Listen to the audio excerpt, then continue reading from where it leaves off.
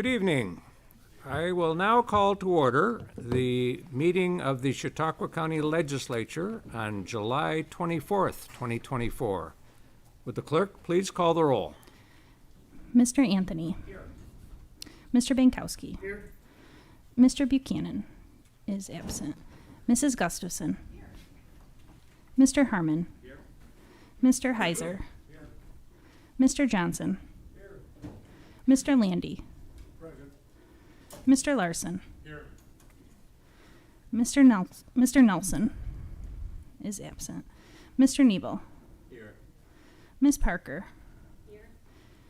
Mr. Pavlak. Present. Mr. Penhallow. Here. Mr. Proctor. Mr. Scudder. Ms. Vanstrom. Mr. Wilfong is absent. Chairman Shagnon. Here. There are 16 members present and 3 members absent. There is quorum. And now we will have the prayer and pledge of allegiance by Legislator Bankowski. Mr. Chairman, before we get started today, I just would like to have the legislature and everyone here present today just take a moment of silence. Our good friend, Legislator Buchanan, had an unexpected death in his family today. That's why he's not here, just so we could have him in our thoughts and our prayers this evening. Okay, thank you. Gracious God, we give you thanks for giving us this day. Be with each of us as we may achieve our very best and prove ourselves worthy of your love and your grace. Bless the members of this county legislature and the work and the deliberations that we're about to commence this day. Instill in us good judgment and wisdom as we make decisions on behalf of the people of Chautauqua County. Help us to remain faithful to the principles of this assembly and steadfast in our duties. May all that is done this day be for your greater honor and glory and for the prosperity of our beloved county. Amen. Amen. I pledge allegiance to the flag of the United States of America and to the republic for which it stands, one nation, under God, indivisible, with liberty and justice for all. And now we need to consider approval of the minutes of our last legislative session on June 26th. We have a motion to approve by Legislator Bankowski and a second by Legislator Vanstrom. Any discussion on the minutes?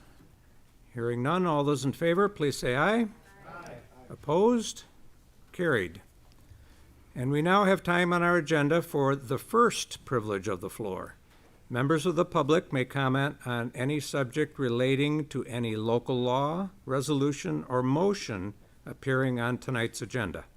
Individual comments are limited to 3 minutes, and comments representing a group shall be limited to 5 minutes. Is there anyone wishing to address the first privilege of the floor? Good evening. My name is Corey Maxon, and I'm a senior child protection caseworker out of the jurisdiction of Jamestown. I have been doing this for 17 years. I thank you all for taking the time to listen to us as more based out of Jamestown, CPS has raised concerns. My purpose today is basically to ask that at the next Health and Human Services Committee, information and data shared to the legislature by any administration be specific to child protection, as information that has been afforded to this legislative body already has been geared towards child welfare, which has encompassed child protection, preventive services workers, community services workers, foster care workers, and the information, the subsequent data provided from that collective body has been very misleading in some of the information that has been afforded to you folks. So I'm just asking, as are my coworkers, that at the next Health and Human Services Committee, the information shared is specific to CPS, as it is CPS that has been raising concerns and asking for assistance.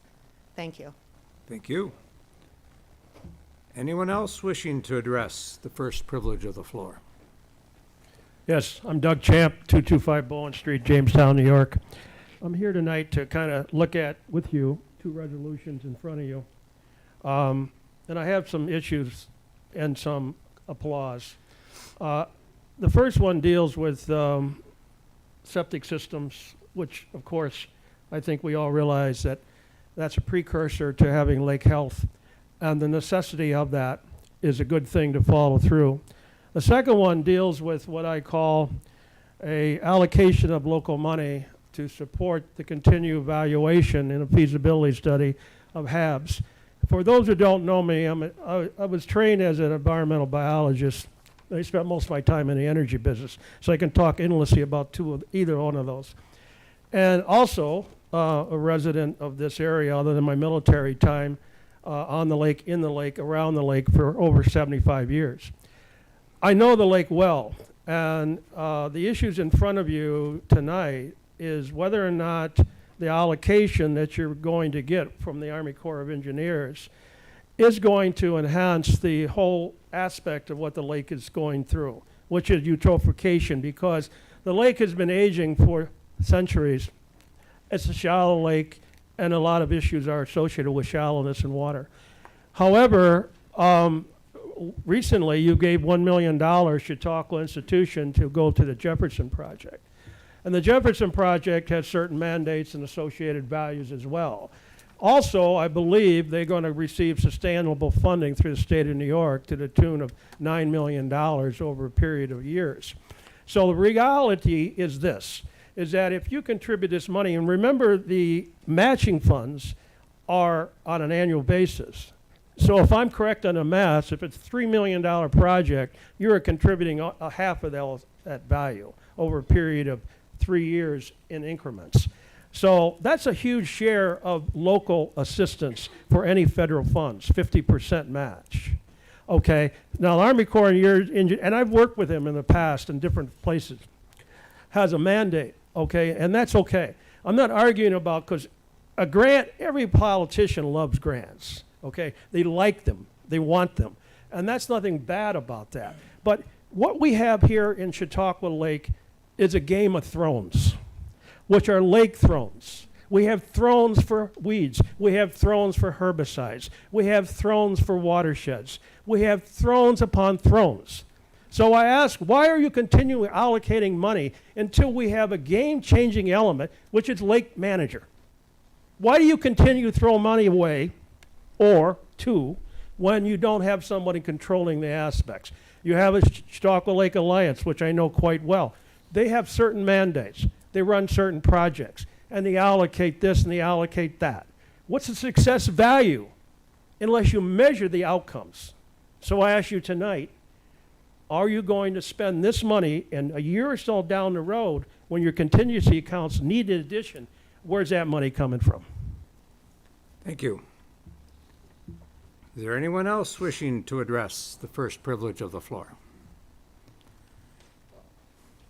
My name is Elliot Ramondo. I'm the attorney for the city of Dunkirk.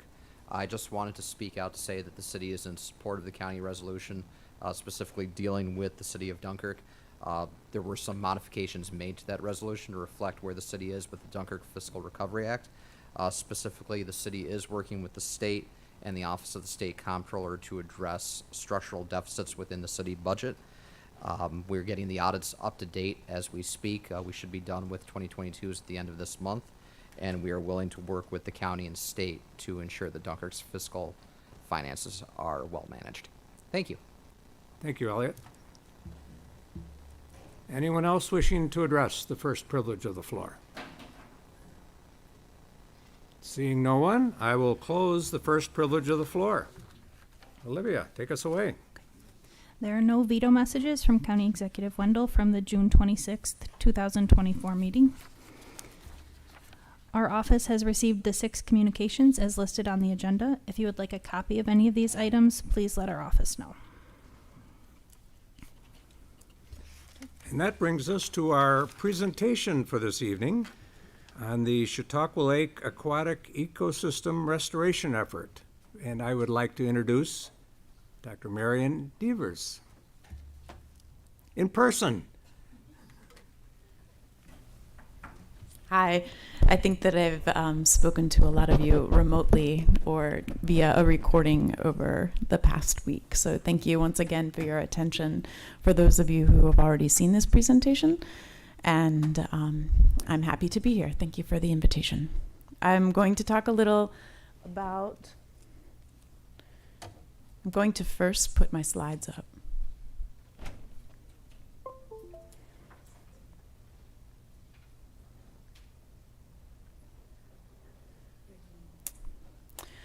So I'm going to talk about the proposed Chautauqua Lake Aquatic Ecosystem Restoration Feasibility Study. So this, again, has been recorded and was shown last week at the Chautauqua County Planning and Economic Development Committee meeting on Wednesday, July 17th, and the Audit and Control Committee meeting on July 18th. So I'd just like to give you a quick overview of the proposed aquatic ecosystem restoration study, and also describe for you the process of what's next in the core process of conducting these feasibility studies. So a quick overview of the project itself. So the Corps has an aquatic ecosystem restoration mission. This helps us to be able to conduct projects that restore degraded ecosystems, ecosystem structures, ecosystem functions, and natural processes to a more natural condition.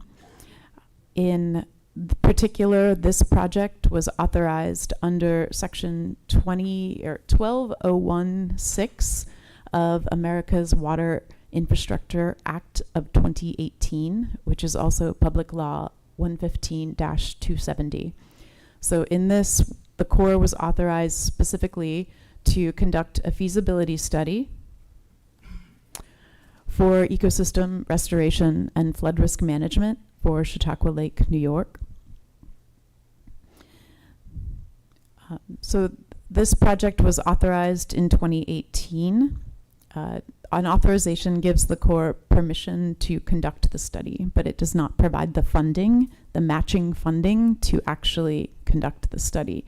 So that's another process that the Corps needs to go through along with a proposed non-federal sponsor. So in 2018, we were authorized to conduct this study, and in 2019 and for several years between 2019 and 2022, Chautauqua County submitted letters of intent to participate as the non-federal sponsor, or the NFS. We like our acronyms in the Corps, to participate in this restoration study as the non-federal sponsor. Through these years, the project was not funded for USACE. In 2023, Chautauqua County again submitted a letter of intent to participate as the non-federal sponsor. The project received $500,000 through FY24 congressionally delegated spending to kick off this effort. So the reason that you need the effort, of course, is clear. We've already heard a little about the condition of the lake this evening. There's excess sedimentation, which causes impacts to habitat structure and availability. There's the growth of nuisance and invasive aquatic species. There are excess nutrients that make their way to the lake, which promote HABs or harmful algal blooms, promote anoxia in the deep water regions of the lake, and promote the growth of nuisance aquatic species.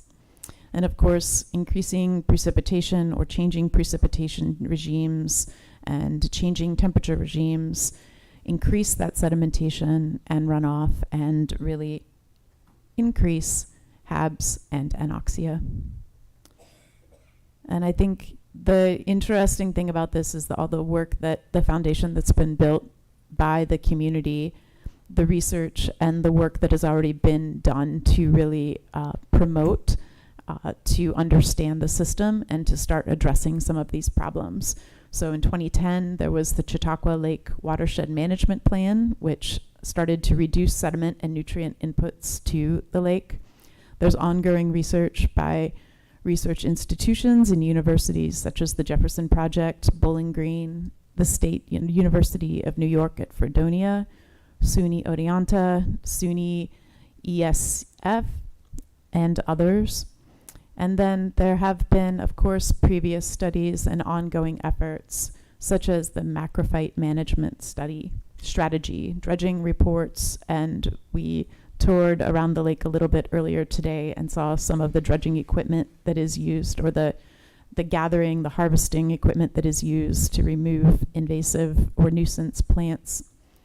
The USAC Habitats Program, various surveys and monitoring that's conducted, and this is changing automatically. That is really irritating, I apologize. And recent grants to address wastewater impacts to the lake. So with this study, we'll really consider all possible ways to address these problems. We're going to seek holistic solutions and make those recommendations. We're going to leverage the existing work that's already been done, and we really want to engage the public and the stakeholders for your input to help define the problems and identify potential solutions. So I'm going to talk a little about the study process within the Corps, including the timeline for the study. The first 90 days is kind of an intense piece on our end as we build towards the first milestone in the study, and the cost share schedule and the engagement we're hoping. So the study, this is called a GI, or a general investigation. This kind of study with the Corps is supposed to take around 3 years, and it is supposed to cost a maximum of $3 million. It starts with the feasibility cost share agreement. The targeted execution of that cost share agreement with Chautauqua County as our non-federal sponsor is by September 30th, 2024. The next portion of it is we really look at all the different alternatives that we can. So we do this big stakeholder engagement session. We really want to engage with the people that know the lake and the people that have conducted research on the lake and hear what should be done, what we should consider. And at that milestone meeting, we will look at all our different arrays of alternatives. We will then go through the engineering process to analyze those alternatives and work towards what we call the tentatively selected plan milestone. And that's where we say, we think we know what we can do. We're going to do a little bit more figuring, but this is our tentatively selected plan. And we release that plan as a draft for public review and input. After that draft report has received public input, we have the agency decision milestone where we decide this is what we're moving forward with. This is the best plan. The aid report will undergo a number of layers of review on the Corps side, and they will be able to look at that engineering and look at that analysis and agree this is the best plan moving forward. Following that, our district engineer recommendation is when the district engineer submits the final report for review to Congress in the form of a chief's report.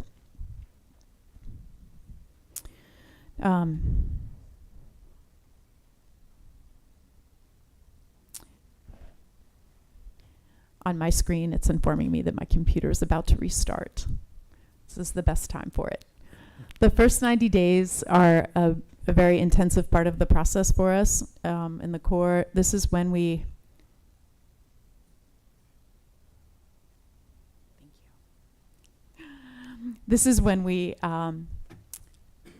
after we sign the FCSA, the first 90 days is the time period between the FCSA and our first milestone meeting.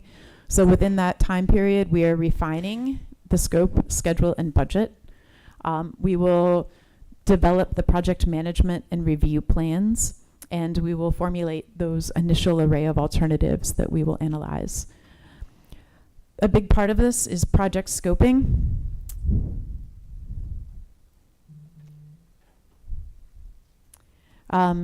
during the scoping process, we will identify and work with the stakeholders to identify the data needs and the analysis needs, the problems, constraints, and opportunities, and really conduct those planning charrettes. So this is an overview of the proposed cost share schedule. As I noted previously, this project has been authorized for up to 3 million years and up to three years and up to $3 million. Excuse me. This project will be financially cost shared 50-50 with Chautauqua County. A specific cost share schedule will be developed during that first 90 days as we build the scope, schedule, and budget. Work in kind can be contributed from the non-federal sponsor or organizations that support the non-federal sponsor. We can define what that work in kind is as we move through that first 90 days and build our scope, schedule, and budget.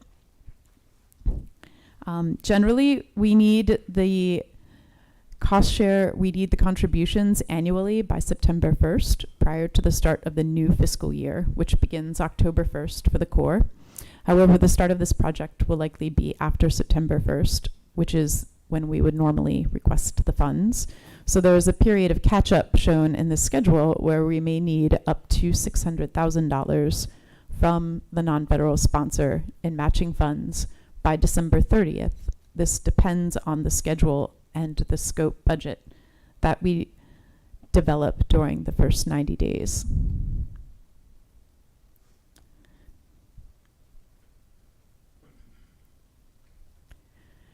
So I have talked a little about how we really want your participation, particularly during the scoping phase. We really feel that participation in this early phase is crucial for a successful project.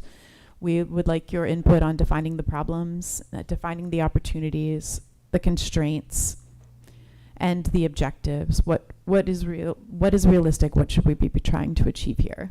And also identifying the data availability and needs that we have, discussing the potential solutions to problems, and helping us understand your preferences for certain actions over others. The contacts for the project, I'm here today. My name is Marian Divers. I work for the Army Corps of Engineers as a planner. I brought one of my colleagues with me today. She will also be on the project with me. Caitlin is a planner as well, and she will be working with me very closely on this project. So our contact information is there, and we're happy to answer any questions if you have them. Mr. Chair, I would just like to take a moment and thank Dr. Divers, but also a small Freudian slip. This is not a 3 million year. Unfortunately, in your video production, the same slip happened. So we just appreciate that, no, and all joking. But thank you so much for your presentation. Thank you. I apologize. I did not realize I did that in the video either. Any other questions, comments for Dr. Divers? Or please note where I have also slipped in the video. I'm happy. Okay, Marian, thank you very much Thank for you. the presentation.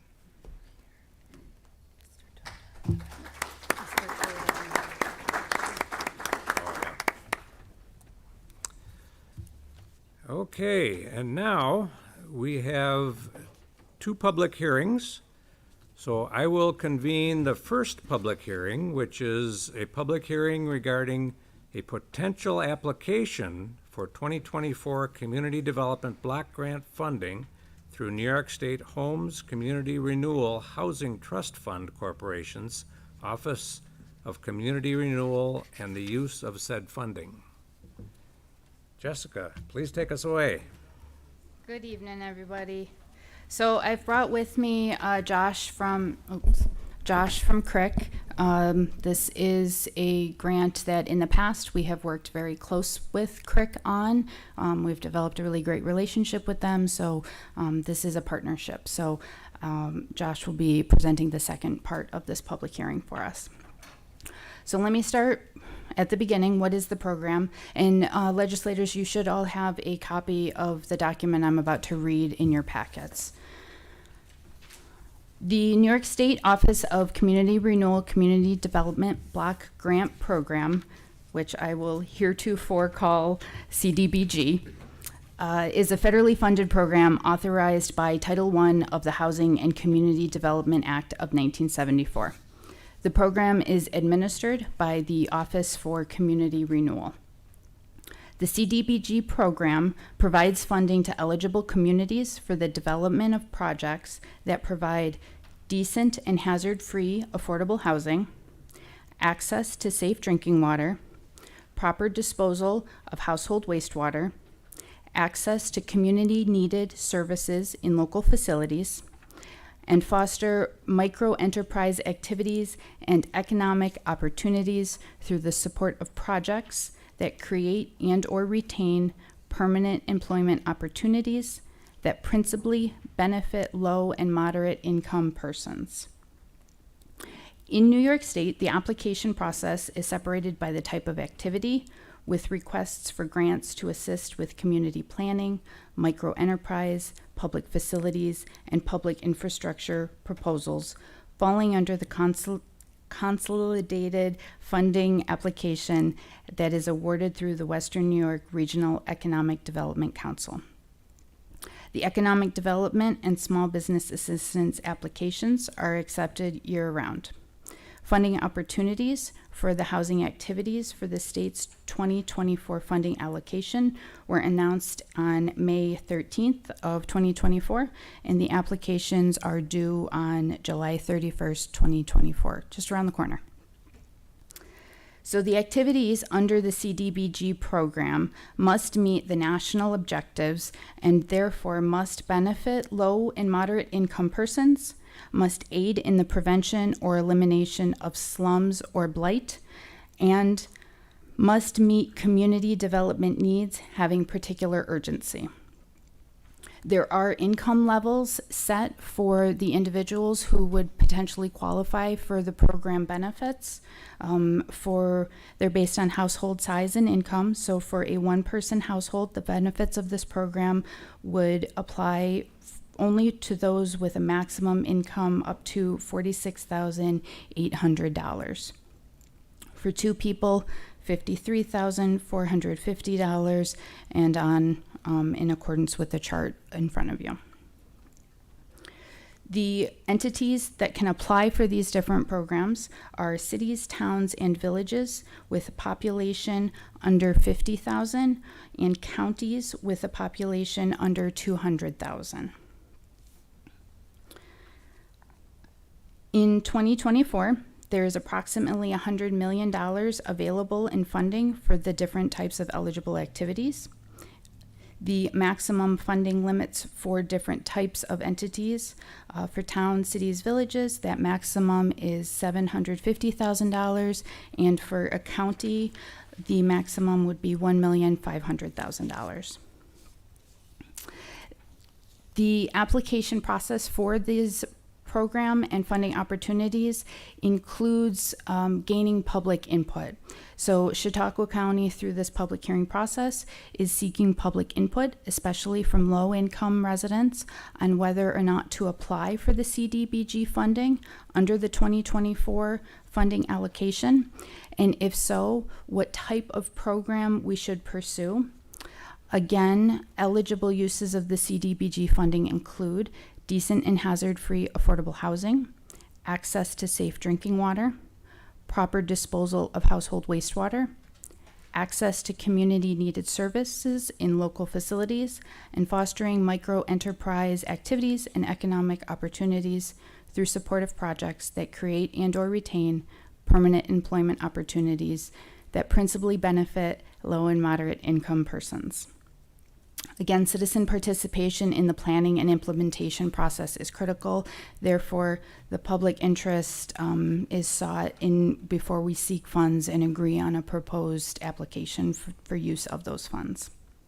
The applications for this program are extremely competitive, and there is no guarantee that our application would be successful. However, we do plan, if approved, to prepare and submit a strong proposal as possible. And we would expect awards to be announced sometime in August or September of this year.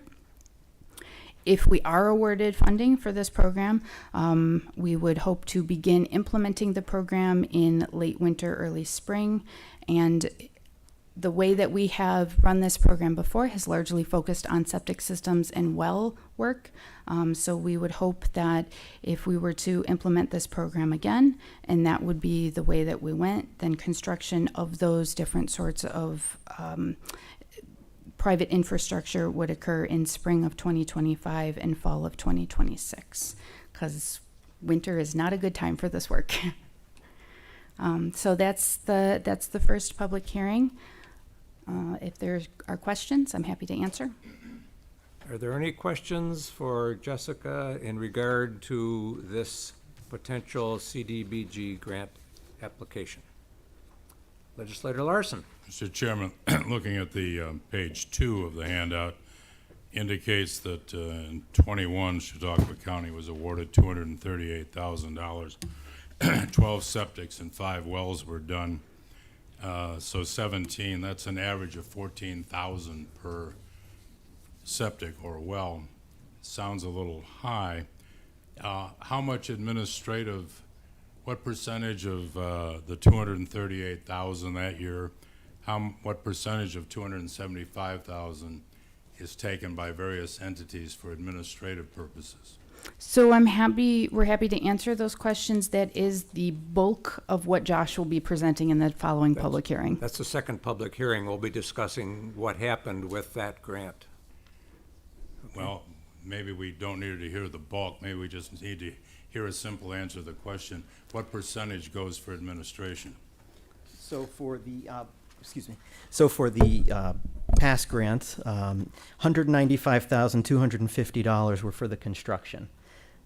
It's up to, I believe, 18% is for administrative and delivery of the projects. Thank you. Mm-hmm. Any other questions, and just- comments? I was just going to state also that is divided up between the health department and, in this case, CRIC. Thank you. Doug, please, to the microphone. Introduce yourself again. Doug Champ, Jamestown, New York. There's a key element in this that needs to be kind of flushed out too. You talk about wastewater, and wastewater has more of an expensive unit per waste than potable water does because of the treatment process associated with it.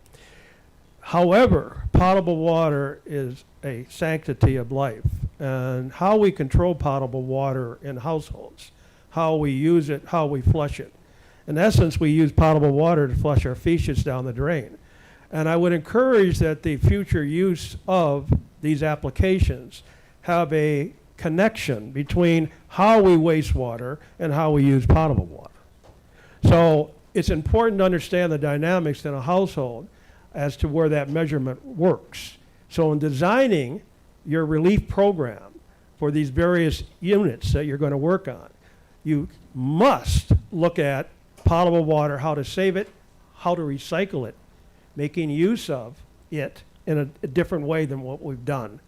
Because wastewater is an entity into itself, and whether it's used by someone in a septic system or in a collection system, you must understand the dynamics of how all this works. So when I heard you talk about that, I think you have to emphasize the possibility of connecting how potable water is being used and how it's being wasted. Any questions? No, I understand what you're saying. You know, this program is designed for properties that are on private wells and private septic systems. So the water is being pulled from the ground and being redistributed on the property itself. But that still doesn't relieve the process of how water is used and how water is wasted. I mean, we certainly encourage people to use water-saving appliances and water-saving faucets and all of the things to protect their septic system as long as possible. Well, of course, but I'm saying that part of your educational process as you go out and mitigate these issues should be processed looking at how they can better use good potable water rather than wasting it. I understand and agree completely. Water conservation is absolutely something that the health department encourages on a daily basis. Well, then that should be part of your criteria within your grant applications, that you assure that to happen. So the criteria that we follow is based on the CDBG guidelines. I understand all that. I understand the low and moderate income benefit and what the Right. percentages are within the county and how you're going to reciprocate those uses. But I also feel it's important the dynamics for the future look at water as a sacred resource and how it's used and where it's used, whether it's on a private well or a collective public municipal system. I certainly appreciate your concern, and we will continue to promote water conservation efforts. Thank you. Thank you, Doug. Is there anyone else wishing to comment or questions regarding this public hearing? Legislator Pavlik.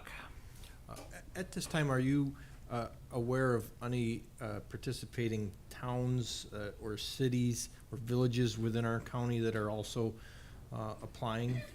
And maybe they aren't aware, or have they been made aware? There's some potential for some, other awards that they could also contribute to, their own. It wouldn't be necessarily just all be on the county level, which would be beneficial. You can get more done. So, and I appreciate the question. I think one of the benefits of having this project and program live with the county is that septic system installation works through the Chautauqua County Health Department. So that's one of the reasons that our relationship with CRIC has been so successful, because we are our staff are the folks who are going out and failing systems and recognizing that they do need to be replaced. We then, write the letter, and we help coordinate with the contractors to keep that process moving as quickly as possible. So working with the county health department and with CRIC, that direct relationship just speeds the process along. But that my question was: is there any other villages or cities applying that you know of? Not they that I'm could aware apply of. For up to $750,000 themselves, so the county could be awarded the 1.5 million, if I'm not mistaken, and then also individual cities or villages or towns could also be awarded up to 750,000 too. So I think it would be wise to promote it to other municipalities. Sure, we could certainly do that. You're right. It's not something that we have done in the past, but we can certainly share the information with the towns and municipalities who may be interested. It is a good idea because you through a committee, through other this other resolution, there's always a waiting list. Maybe this would help close those loose ends. So Sure. thank you. Sure. Thank you. Any other comments, questions for this public hearing?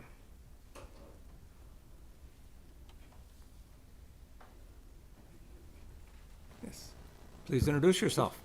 Good evening. My name is Susan Baldwin. I live in Villanova, Chautauqua County.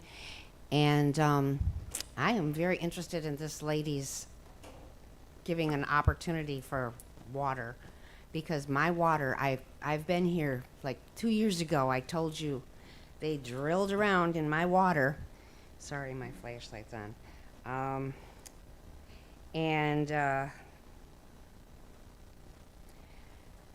When they did that, they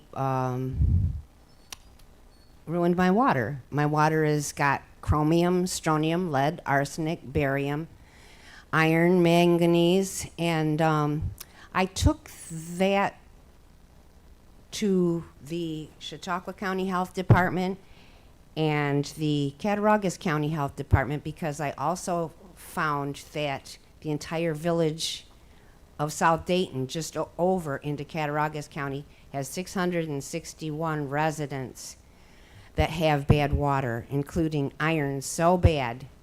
A friend of mine held up a pair of her pants, and they might as well have been rolled up in like a rag in a rusty pipe. Anyways, this is what's happening around here in Chautauqua County and Cattaraugus County. So you need to look over there too. Getting back to it, my neighbors all over are complaining about this water problem here. And it is under the turbines. In Villanova, we're under the turbines. And it has been horrible, horrible. I have pictures of dead trees all over the place. And I post on Stop the Wind Turbines sites pictures of Villanova, which are horrible, horrible. My daughter's lawn's got trees dead. You know, and they look like telephone poles with branches because the bark keeps falling off. But anyways, that's the groundwater problem you're going to be looking into. And you may want a lot of attention for that, okay? Because we need the help. So if you are able to find a way to clean that water out again, that'd be great because it's all over. And it's mostly under the turbines, just so you know. But all of Chautauqua County has PPP, Future Development Incorporated, are working the gas wells under Chautauqua County. And that I know because I got a letter from them saying, we'd like to buy your gas wells. We'll give you money and you can stop paying out for taxes. You know, just cancel that tax problem right out. We'll buy your gas wells right out from underneath you. You'll get one check and be done with it. I didn't get the letter, but my friend did, and he gave it to me, and I told him, don't you dare sell. Let's stay on the topic of the public hearing. Oh, the water. Septics The and water. wells. Septics and wells. Yes. Well, they're messing up the wells. Just want you to know. And you'd like help. And I'd like help. And I am one of the poor people in Chautauqua County, okay? I'll be calling you, I hope. If we get another round of funding, yes. Thank you. Anyone else? Any other comments, questions on the first public hearing? Hearing none, I will close the first public hearing, and then I will now open the second public hearing regarding the implementation of the Chautauqua County 2021 Community Development Block Grant Funding Program, Chautauqua Septics and Wells, funded by the New York State Homes and Community Renewal Housing Trust Fund Corporation's Office of Community Renewal. Please. Good evening, everyone. Thank you so much for having me. My name is Josh Freifeld. I'm the Executive Director with Chautauqua Home Rehab and Improvement Corporation, and we are the organization better known as CRIC that has helped administer many of these septic and well programs with the county. So I have an update to the project known as number 222, WS 324-21. That is the CDBG contract number for this grant that has just basically wrapped up. We're excited that we could partner with the county on. So I have some information, some updates with regards to the financial side of things, as well as some of the demographics of the clients that were assisted throughout the process. As I had mentioned earlier, there's $195,250 for actual construction for this program. There was when we first wrote for the program, there was the hope that we could hit a certain threshold. It was 20 units.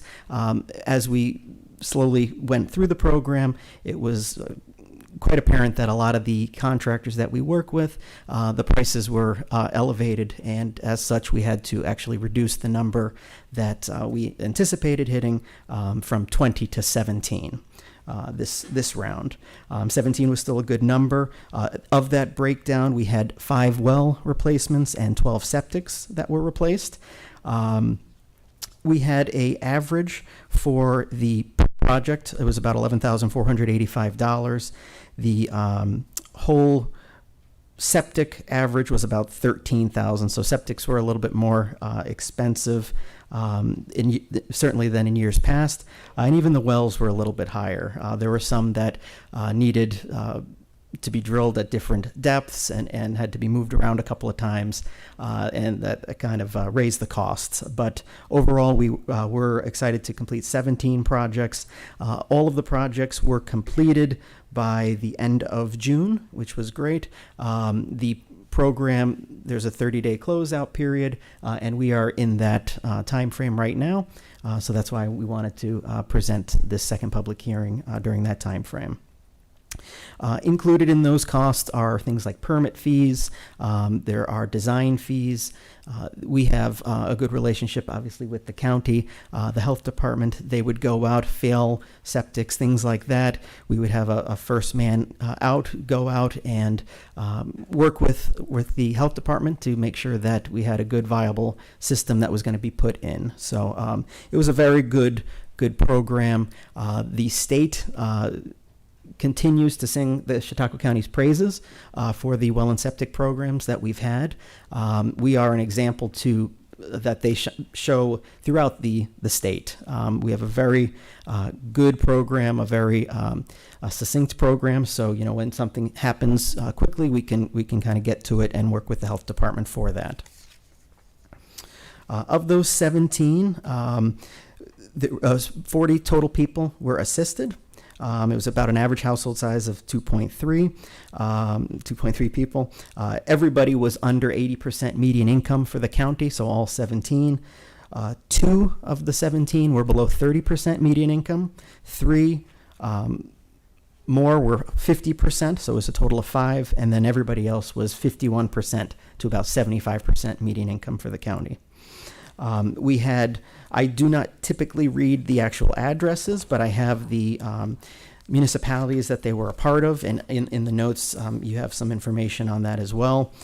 So in Bustye, Carroll, Chautauqua, Ellery, Ellicott, Hanover, Harmony, Poland, Pomfret, Stockton, and Villanova were all served, whether it was a septic system or a well. There was not necessarily a high concentration in any one area throughout the county. It's just these were the clients that needed the assistance, that were either on our waiting list saying that they needed help with their water system, or very low to moderate income. Also, all of those criteria kind of go into getting clients the assistance that they need. 9 of the 17 that received assistance were seniors, 3 were disabled, 8 were female headed of households, and we had 1 that was a veteran led household as well. And let's see here. Sorry, just counting those up. The majority of them, 12 out of the 17, their primary source of income was Social Security. So again, just illustrating the need that this clientele had. These are programs that are extremely important for the fact that these individuals would have a tough time coming up with the funds necessary to replace either a failing well or a failing septic on their own, and that's why we're proud of the program that we help administer with the county, and we're certainly hopeful for a successful future application as well.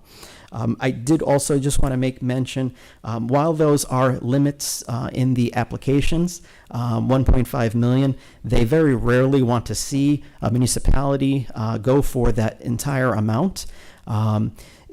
They want to make sure you have the capacity to do that based on previous grants that you have completed, previous projects that you've done, and while the new grant application we will be hopefully securing for this round is more than the other one. If we were to put an application in for $600,000-$700,000, it might not be seen as favorable as an application that we've kind of been pretty consistent with in the past, in providing assistance from anywhere to 15 to 20 clients every few years. So I did want to make mention of that as well.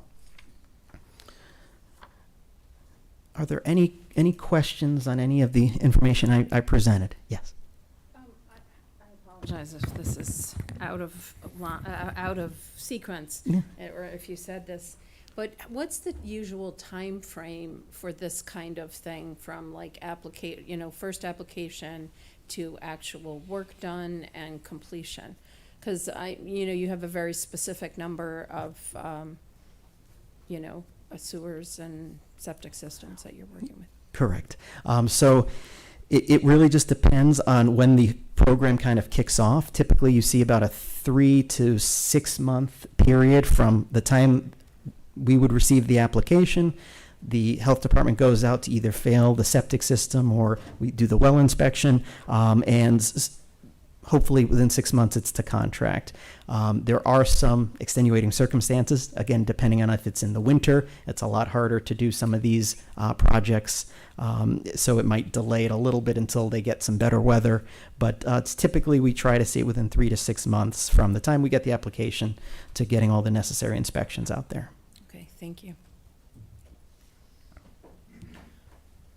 Any other questions, comments for the public hearing? Doug, microphone, please. I got to get my money worth from driving up from Jamestown. Question about the septic and the well. The average cost for repair, renewal, new varies a little bit, I assume. And you have a Correct. contractor relationship certified by the health department in order to put these in.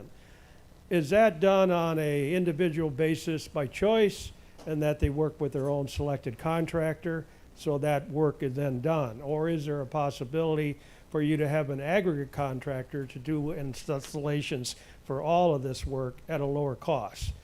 The other part of my question is any operation on a mechanical system, whether it's water or septic or well, needs maintenance and operational control to make sure that it stays in operation. So I would encourage that when you do this work, that there be some kind of acknowledgement that the people who have it done understand what they have to do to maintain it. Now, I don't know if that's part of your relationship, but it should be. So that's kind of like my question as to whether or not how that works. Yes, I'll address the second question first. That is a discussion. Any program that we administer, we make sure that the client knows that there would be an ongoing maintenance in this case, the well and septic program. For any housing rehabilitation program that we help administer, there are various things that they have to just maintain over the course of the period. This is obviously something that we want to see last for a significant period of time, but it is up to the responsibility of the homeowner as well to do proper maintenance over the course of those years. So that is something that is explained to them at the time of application as well at the contract signing, just to reiterate that fact that we need to this is something that you don't just leave, for 15 years and not maintain at all. To the first question, typically the process goes as follows. We have contractors, well and septic contractors that are certified to do the work, that have a very good relationship with the county, the health department. They have to get on our list to be qualified. They submit all the proper credentials. They have to have all the insurances that are required, workers' compensation, general liability, those types of things. And once they have a good track record, they can start bidding for us on these programs. Typically, we don't do a bulk bid type of process, mainly because if we were to do that, that would potentially delay the time frame when we could assist people, because we don't get all 20 applications in at the same time. For this grant that we just wrapped up, we received like 7 applications kind of off the bat at different times over a course of a few months. A few more trickled in, We try to do a little bit of advertising to get the final, through the door. So what we do is we, based off the first man out situation that gets drawn up in the case of, the septic systems, we utilize that schematic basically that can be the bidding document for contractors.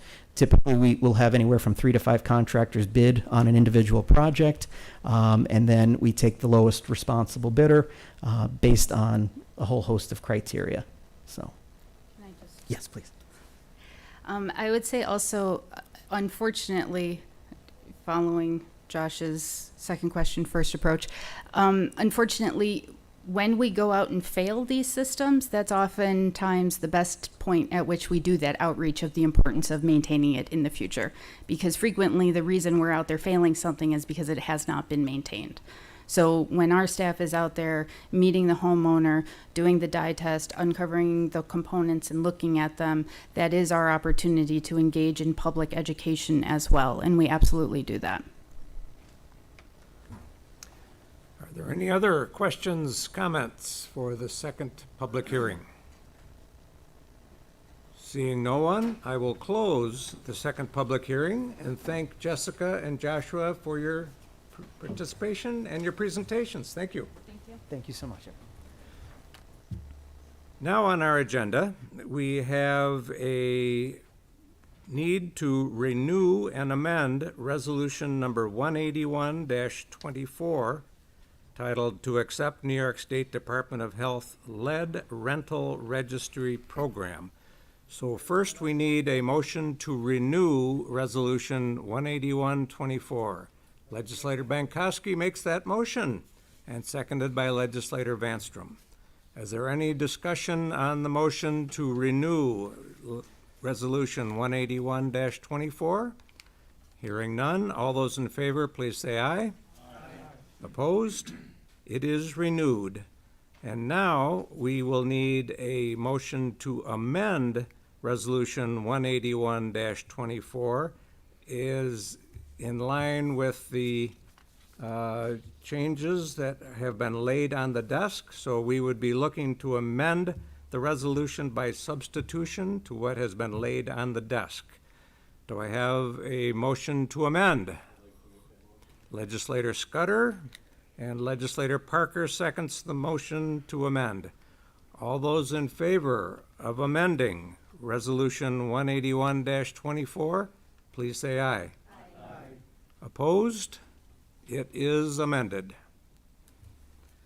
Okay, Olivia, take us away.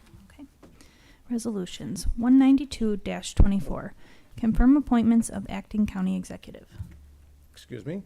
We're going to, now that it is renewed and amended, we need to have a discussion and consider if we're going to approve of the renewed and amended resolution. So, any discussion on the renewed and amended Resolution 181-24? Hearing none, all those in favor, please say aye. Aye. Opposed? Carried. Thank you. Okay. 192-24. Confirm appointments of acting county executive. Are there any questions, comments on the resolution? Hearing none, all those in favor, please say aye. Opposed? Carried. 193-24. Confirm appointment Chautauqua County Fire Advisory Board. Any comments or questions on the resolution? Hearing none, all those in favor, please say aye. Opposed? Carried. 194-24. Chautauqua County Food Policy Council dormancy. Are there any questions or any comments on the resolution? Legislator Parker. I just wanted to make a comment about the Food Policy Council. I was on the council, and the planning committee was a big part of that, and they have made a very good case to put this council in dormancy because of the lack of initiative, or not the lack, but because of the actual, because this actually makes a lot of sense at this point. And there will be other avenues for addressing food policy issues. So it will only be in dormancy and will not be permanently eliminated. And I am in support of this. Thank you. Thank you. Any other comments, questions on the resolution? Hearing none, all those in favor, please say aye. Aye. Opposed? Carried. 195-24. Acceptance of cards 5311 2022 operating assistance and 2022 CRRSAA funding. Are there any questions or comments on the resolution? Hearing none, all those in favor, please say aye. Aye. Opposed? Carried. 196-24, acceptance of carts 5311, 2023 and 2024, operating assistance, and 2023 CRR, SAA, and ARPA funding. Any questions, any comments on the resolution? Hearing none, all those in favor, please say aye. Opposed? Carried. 197-24, acceptance of carts 5311, 2023 consolidated grant. Any questions or discussion on the resolution? Hearing none, all those in favor, please say aye. Opposed? Carried. 198-24, authorized standardization of SCBA compressor for Office of Emergency Services. Are there any comments or questions on the resolution? Hearing none, all those in favor, please say aye. Opposed? Carried. 199-24, authorize acceptance of the Gun-Involved Violence Elimination GIVE grant funds for 2024 through 2025. Are there any questions or any comments on the resolution? Hearing none, all those in favor, please say aye. Opposed? Carried. 200-24, authorize acceptance of New York State reimbursement for the Raise the Age initiative. Any comments or questions on the resolution? Hearing none, all those in favor, please say aye. Opposed? Carried. 201-24, amend 2024 budget to implement the Coroner Vehicle Project using funding from the American Rescue Plan Act, ARPA. Any questions, any comments on the resolution? Hearing none, all those in favor, please say aye. Opposed? Carried. 202-24, amend Chautauqua County Department of Public Health 2024 budget to include NYS DOH Public Health Corps Relationship Program funding. Are there any comments or questions on the resolution? Hearing none, all those in favor, please say aye. Opposed? Carried. 203-24, New York State Department of Health Nurse Family Partnership Grant. Are there any comments or questions on the resolution? Hearing none, all those in favor, please say aye. Opposed? Carried. 204-24, authorized grant application for the 2024 Community Development Block Grant funding through New York State Office of Community Renewal Septic and Wells Program. Are there any questions, any discussion on the resolution? Hearing none, all those in favor, please say aye. Opposed? Carried. 205-24, requesting AFPB to remove parcels from Agricultural District 8. Are there any questions or comments on the resolution? Hearing none, all those in favor, please say aye. Opposed? Carried. 206-24, authorizing public hearing regarding the potential application for 2024 Community Development Block Grant funding through the New York State Office of Community Renewal and the uses of such funding. Any comments or questions on the resolution? Hearing none, all those in favor, please say aye. Opposed? Carried. 207-24, authorize public hearing to enter into solar lease agreement at the Chautauqua Dunkirk Airport, DKK, with New York State Energy Research and Development Authority, NYSERDA. Are there any comments, questions on the resolution? Legislator Scudder. Yeah, thank you, Mr. Chairman. I'm going to be voting against this tonight. I'm not voting against the Dunkirk Airport. I am just voting not in favor of the solar part of this. Thank you. Thank you. Other comments, other questions on the resolution? Legislator Pavlik. Mr. Chairman, thank you. I'm in also will be voting no on this resolution based on the fact just the thought and the notion of the solar project only, not nothing to do with the county airport, but just the fact that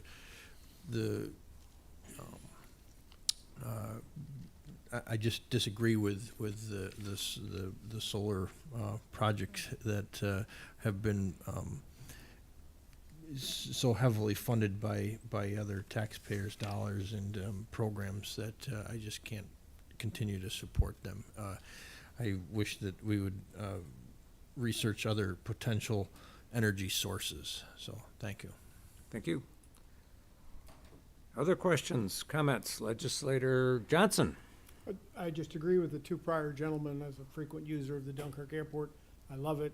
Chautauqua County is blessed with two really big county airports. Most counties don't have that, but solar projects in the most northern, cloudiest part of the country just simply don't make engineering sense. Thank you. Any other questions, comments, discussion on the resolution? Legislator Parker? I just want to make a comment about solar in general.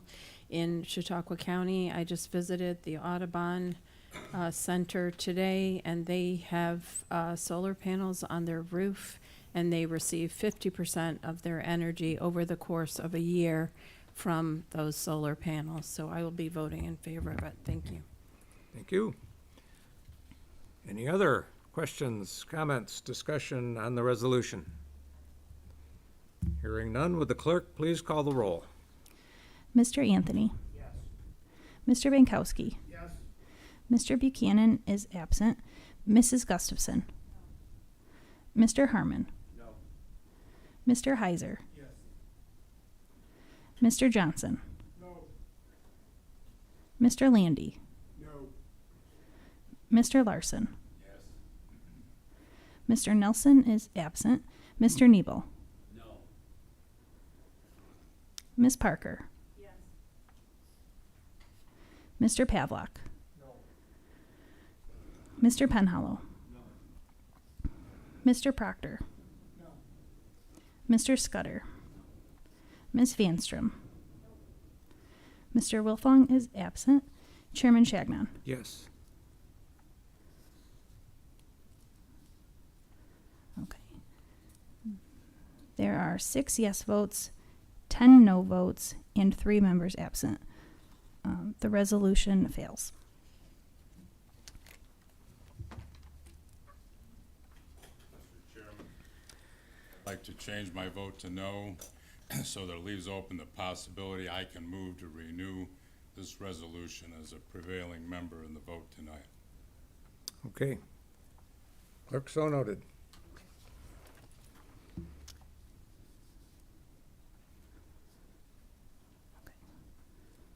Okay, there are 5 yes votes, 11 no votes, and 3 members absent. The resolution is defeated. 208-24, authorize intermunicipal agreements with City of Dunkirk. Are there any questions or comments on the resolution? Hearing none, all those in favor, please say aye. Aye. Opposed? Carried. 209-24, authorizes use of Chautauqua County American Rescue Plan Act, ARPA, to fund the East Chautauqua Lake Sewer Study. Are there any comments or questions on the resolution? Hearing none, all those in favor, please say aye. Aye. Opposed? Carried. 210-24, amend 2024 budget to provide the federal cost share for the aquatic ecosystem restoration feasibility study for Chautauqua Lake. Are there any comments, questions on the resolution? Hearing none, all those in favor, please say aye. Aye. Opposed? Carried. 211-24, amend 2024 budget for various departments. Are there any questions or comments on the resolution? Hearing none, all those in favor, please say aye. Aye. Opposed? Carried. 212-24, setting salary for EMS education coordinator. Are there any comments or questions on the resolution? Hearing none, all those in favor, please say aye. Aye. Mr. Chairman. Opposed? I'm sorry. Thank you. I am corrected that we will need to do a roll call on this because it is setting a salary. So would the clerk please call the roll? Yes. Mr. Anthony. Yes. Mr. Bankowski. Yes. Mr. Buchanan is absent. Mrs. Gustafson. Mr. Harmon. Yes. Mr. Heiser. Yes. Mr. Johnson. Mr. Landy. Mr. Larson. Mr. Nelson is absent. Mr. Nebo. Miss Parker. Mr. Pavlock. Mr. Penhollow. Mr. Proctor. Mr. Scudder. Miss Vanstrom. Mr. Wilfong is absent. Chairman Shagnon. Yes. All right, there are 16 yes votes and 3 members absent. The resolution is adopted. Yes, sir. Could I get a brief 5-minute recess so I could get with my caucus and the City of Dunkirk attorney regarding the next resolution, please? Okay. I will grant that. Please don't go far beyond the 5 minutes, but we will take a 5-minute adjournment.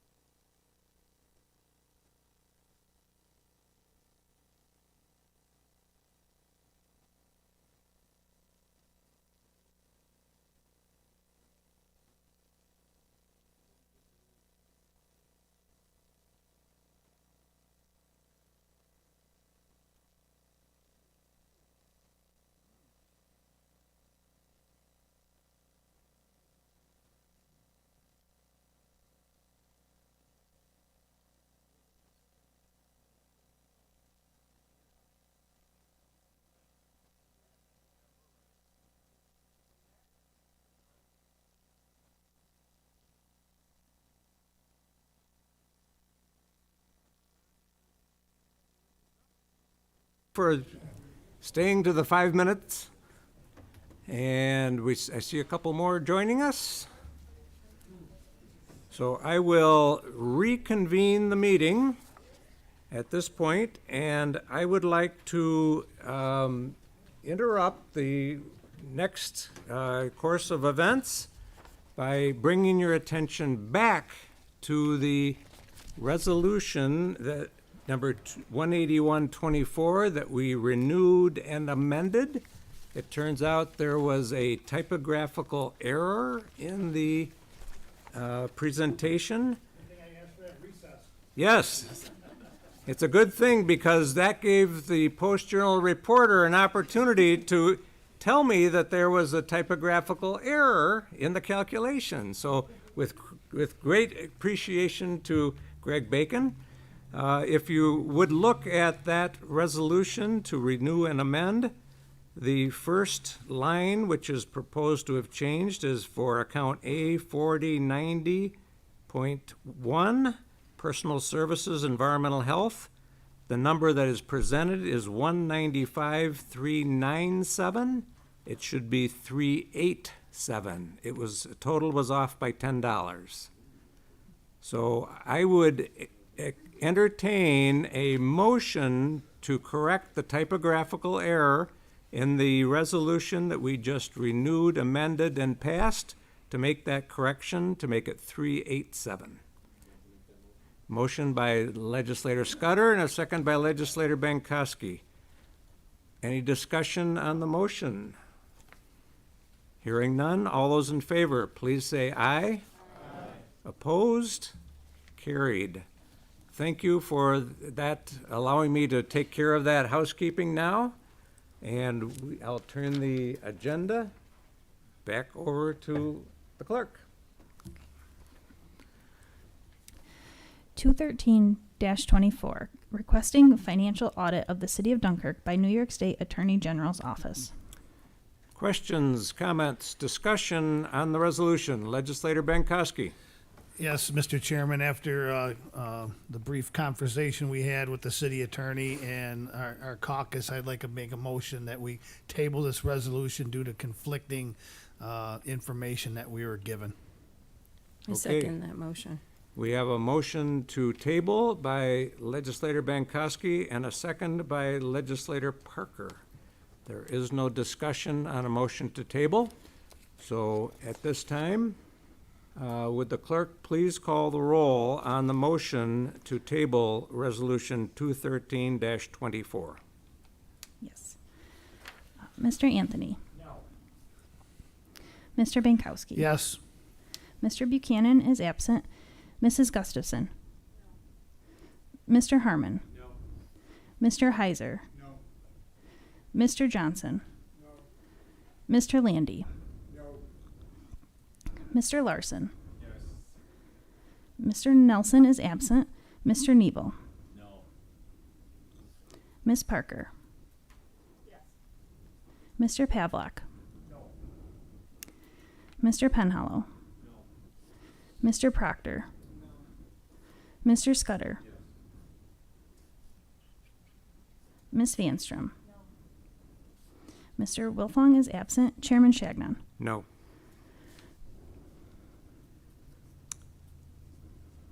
Okay. There are 4 yes votes, 12 no votes, and 3 members absent. The motion to table fails. Legislator Larson? Point of information. Whatever you all were just talking about, in the pre-printed packet, there was a resolution number 213-24 that apparently everyone could now agree was factually inaccurate, the third whereas. Because of that, we find on our desk, I guess we all did, a different resolution requesting the financial audit, apparently correctly reciting in its third whereas laws that were actually signed into law already in 2024 dealing with this matter. Which version were you all talking about tabling? The resolution that is in the packet was on the floor for discussion when the motion was made to table.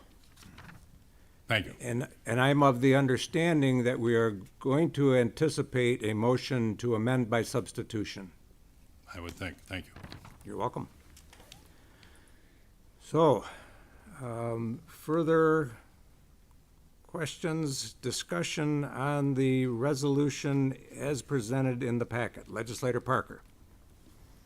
Thank you. I have read both the amended packet and the original, or the possible amendment, and also the original.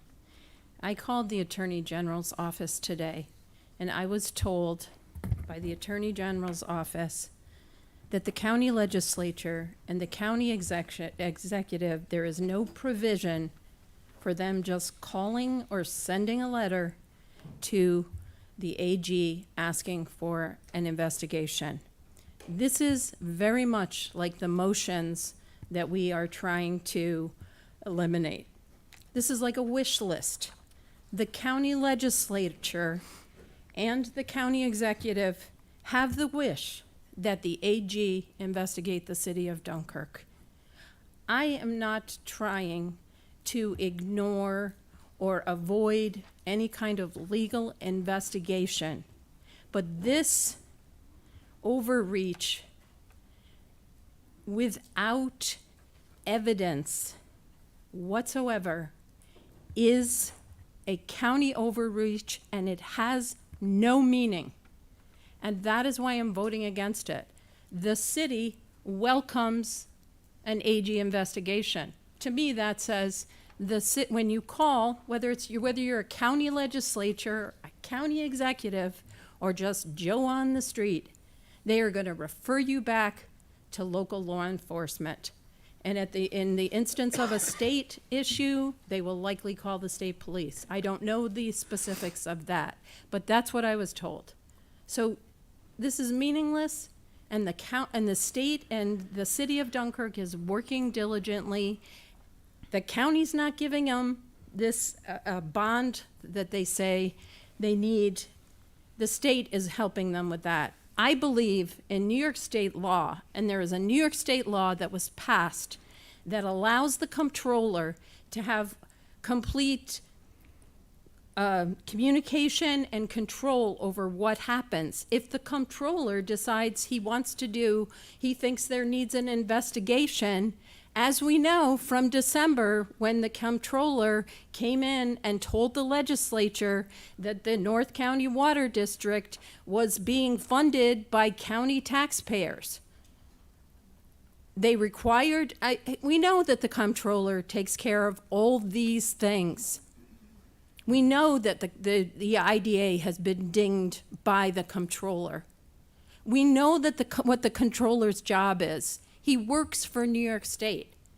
We have a law that was passed that will completely oversee Dunkirk. For the county to do something like this, again, is a motion. The county legislature and the county executive wish that the AG would just do an investigation. I can't support that. Thank you. Other comments, questions, discussion, motion? Legislator Heiser. Yes, thank you. I'd like to make a motion to amend by substitution to the sheet that was put on our desks. Thank you. And do I have a second? Legislator Anthony, second. Discussion on the motion to amend by substitution.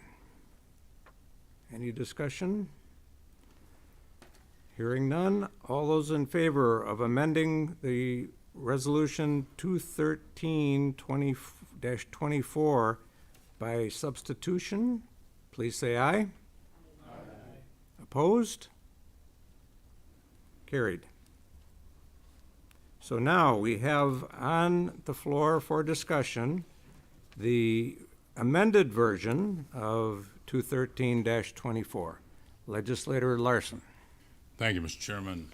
Everything that Legislator Parker said is absolutely correct. This is, in fact, a motion disguised as a resolution.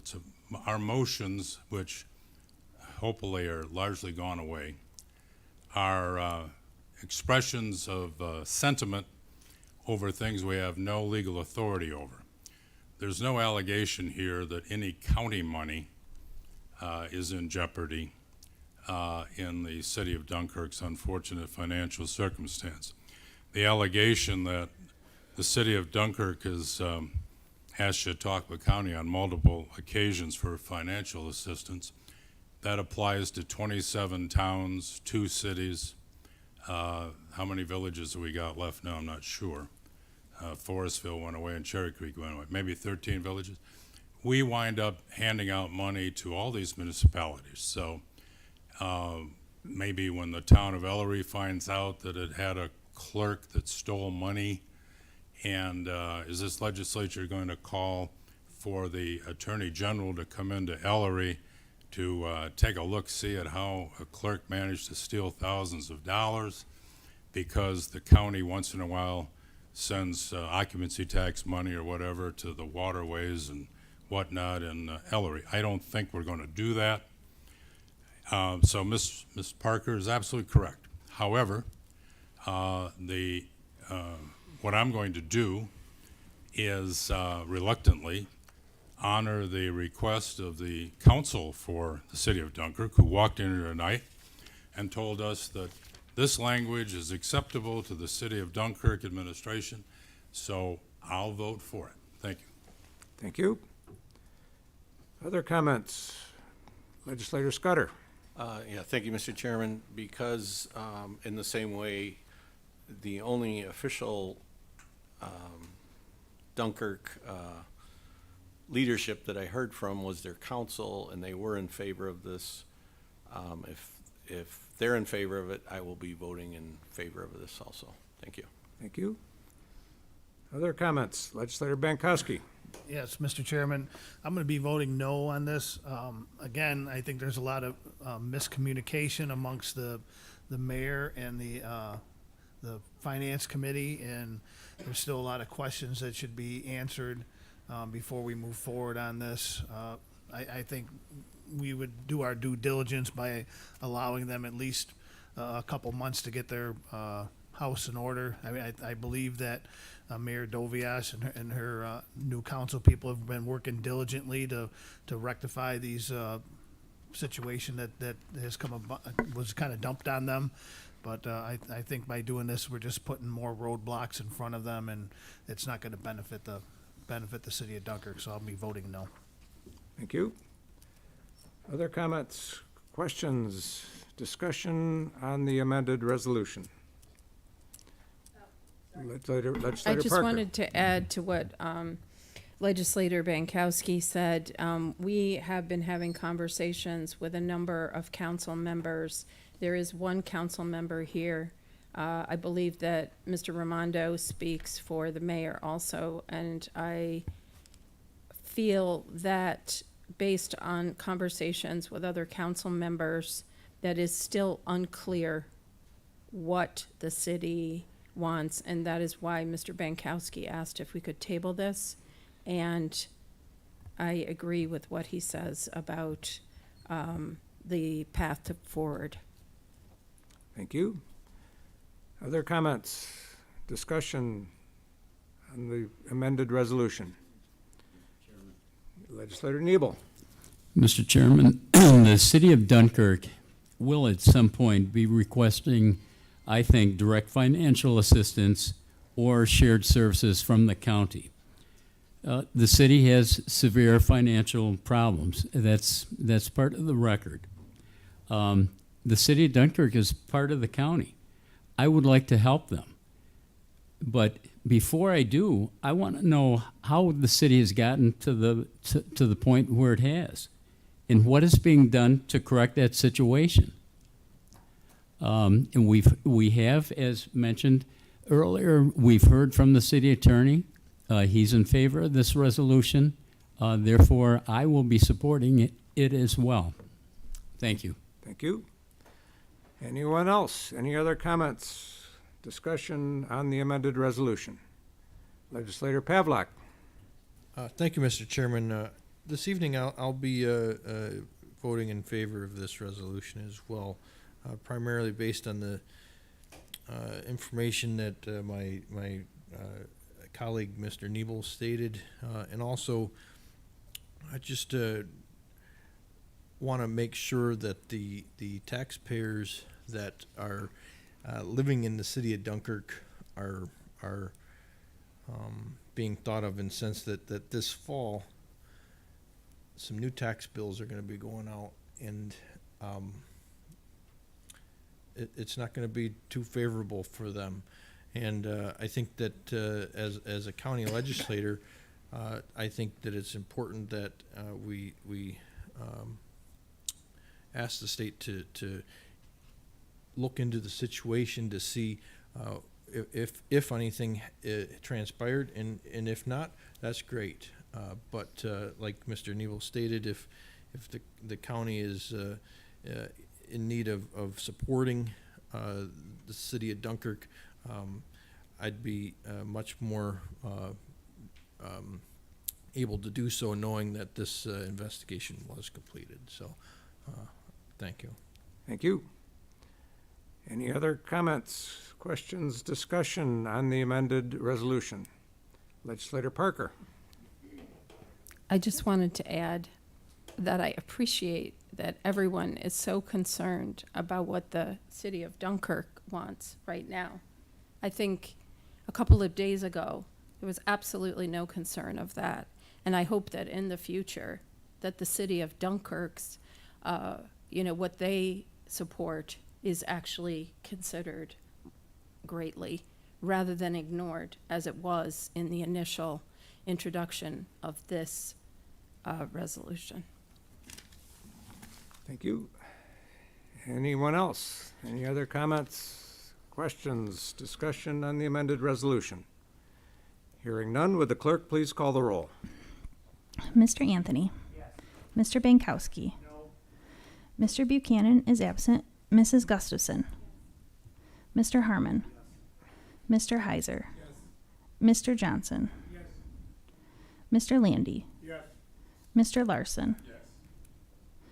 Mr. Nelson is absent. Mr. Nebel. Yes. Ms. Parker. Mr. Pavlak.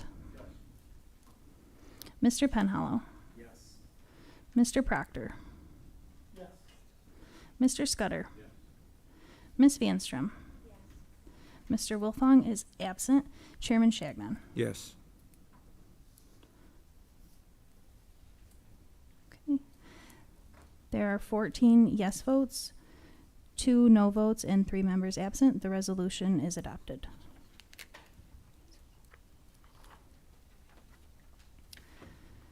(214-24), confirming the formation of a special committee to review the Chautauqua County Child Protective Services Program.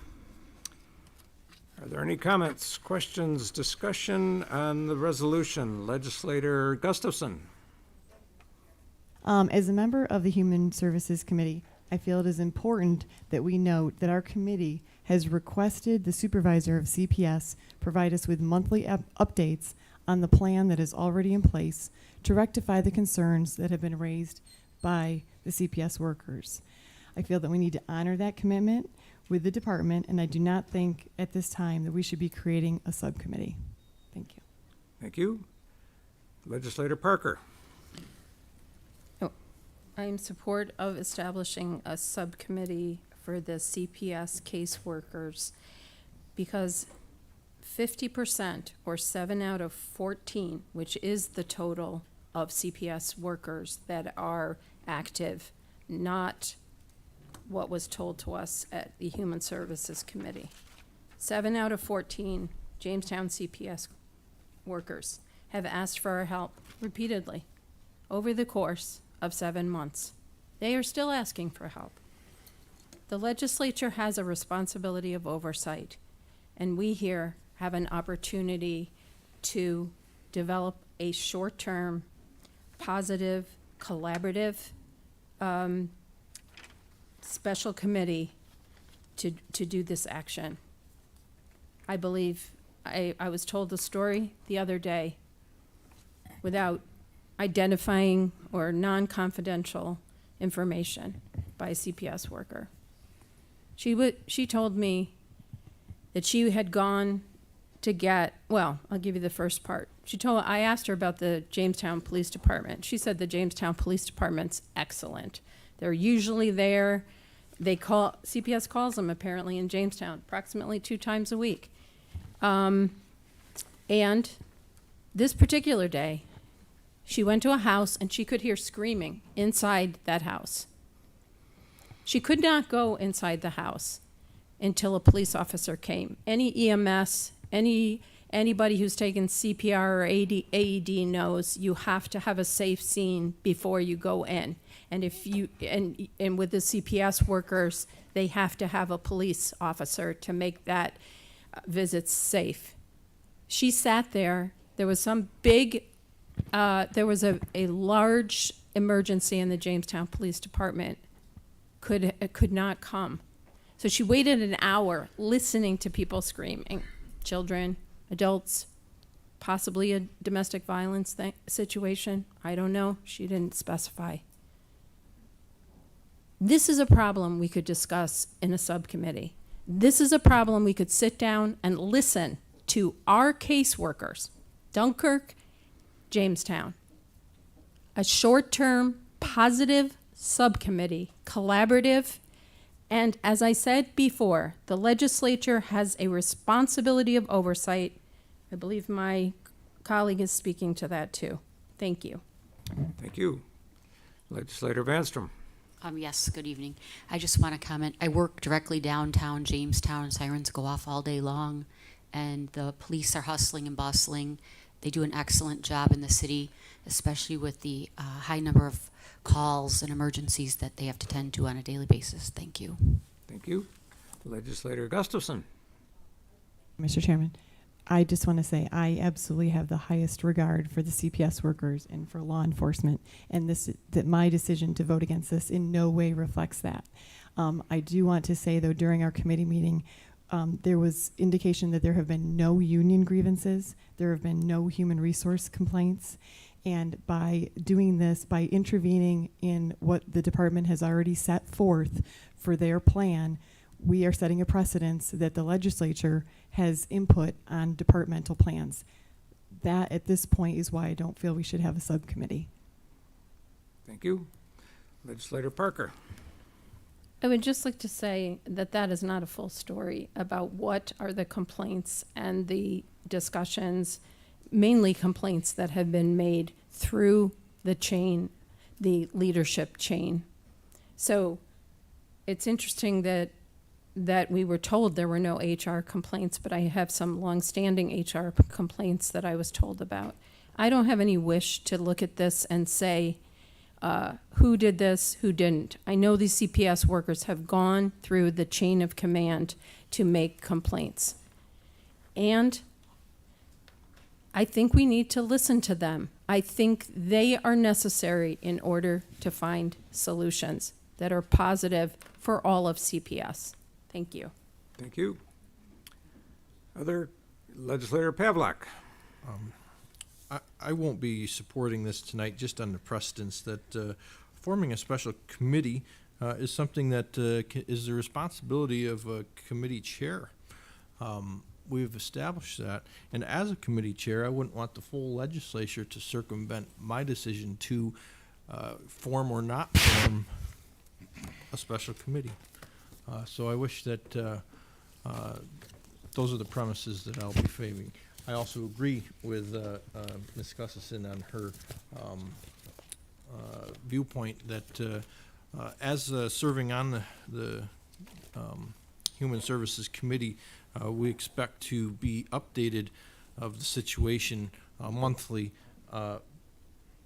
for at least the next few months, and if needed, more. So, thank you. Thank you. Other comments, questions? Legislator Landy. Thank you, Mr. Chairman. I also got to agree with Legislator Gustafson on this because I've done my homework, and there has not been any grievances, complaints to HR. So I don't know where Legislator Parker's getting her information, but I did my homework on that. Legislator Parker, thank you.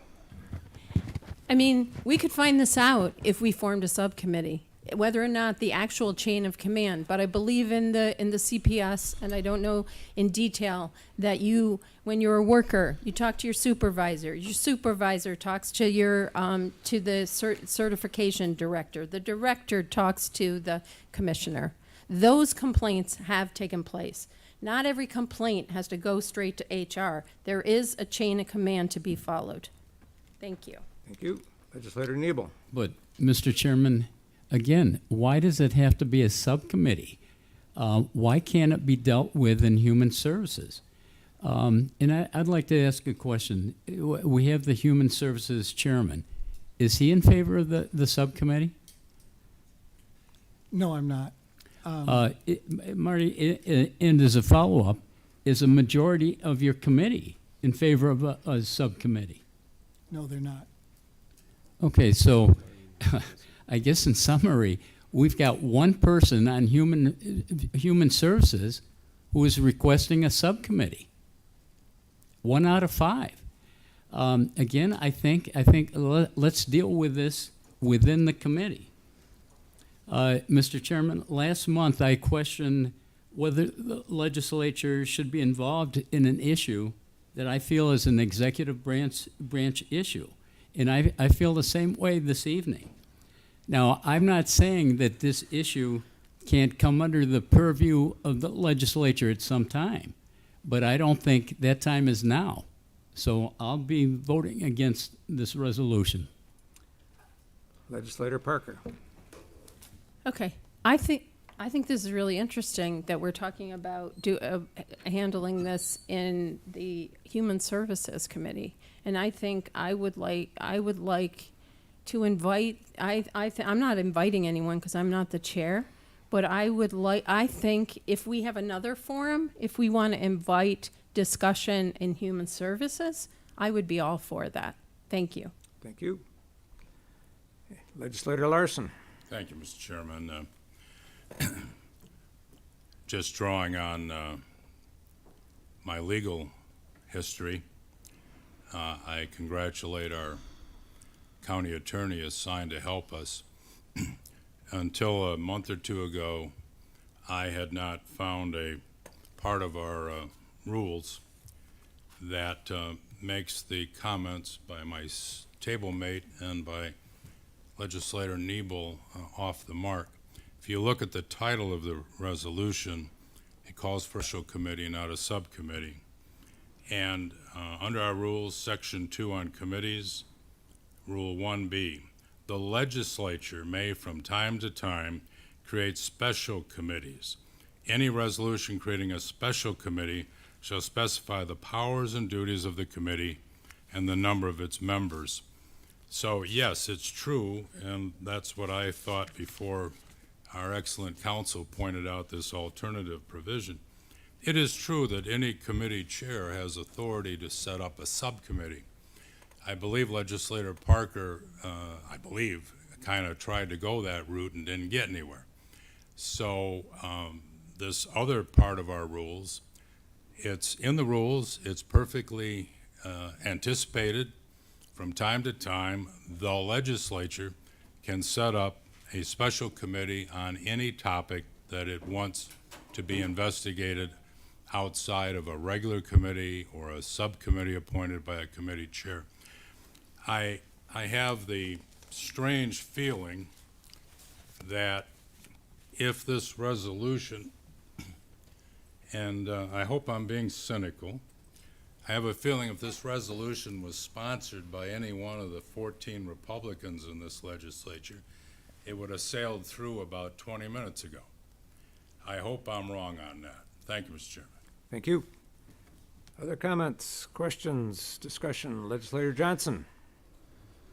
So my fellow Fred has pointed out that it's possible to do this that way.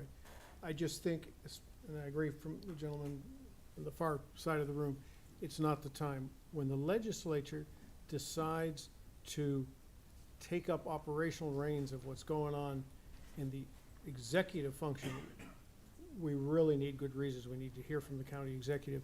Sounds like you're already dealing with the department head, and you've got a plan. Good, so the people have been heard, steps have been taken. If for some reason that blows up, the county executive is gonna have to talk about it, and then maybe at that point, it's time for a committee in the worst case, if that's the case. But to me, not now.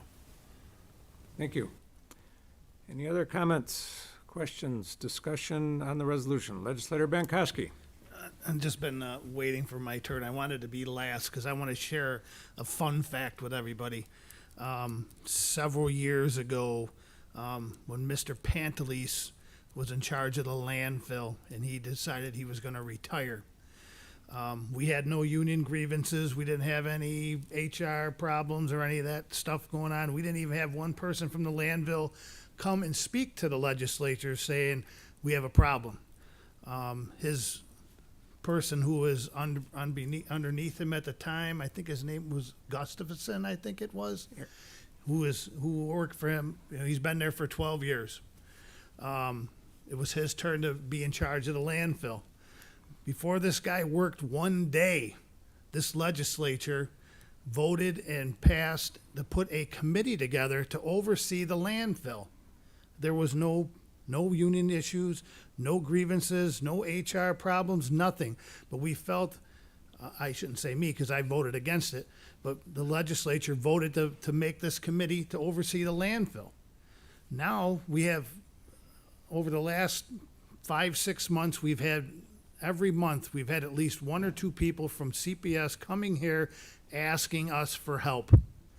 So, and now we say, no, we don't want to help you, but years ago we thought, you know, garbage was very important, and now we're saying our children aren't very important.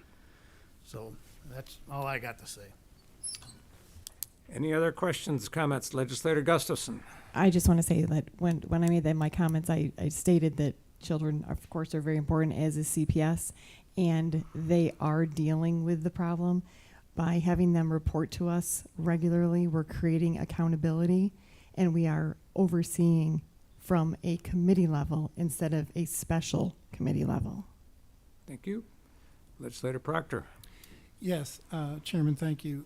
I am the chairman of the Human Services Committee, and part of my decision not to create a subcommittee was the fact that I felt that a major part of the problem was a shortage in workers, in CPS caseworkers, and that has been at least addressed to some level with the hiring of several workers, although they need to pass their civil service and get through probation and so forth. The director and the department has filled many positions, and it was my decision to see where that goes.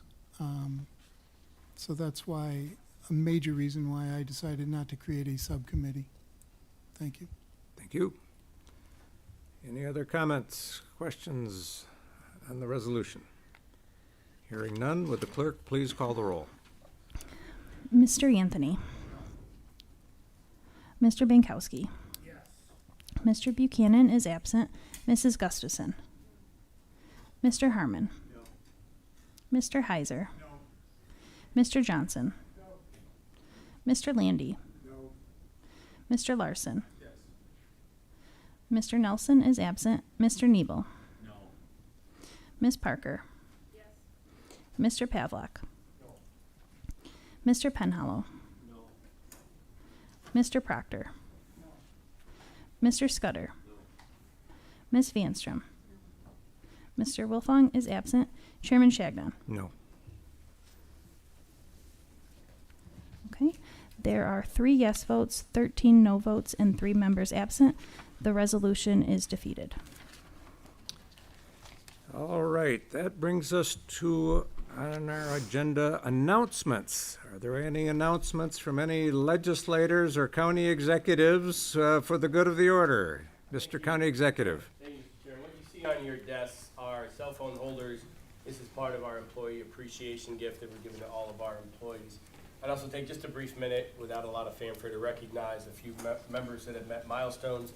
We have milestones in the county of every 5-year increments. Olivia Lee has been with the county clerk's office for 5 years.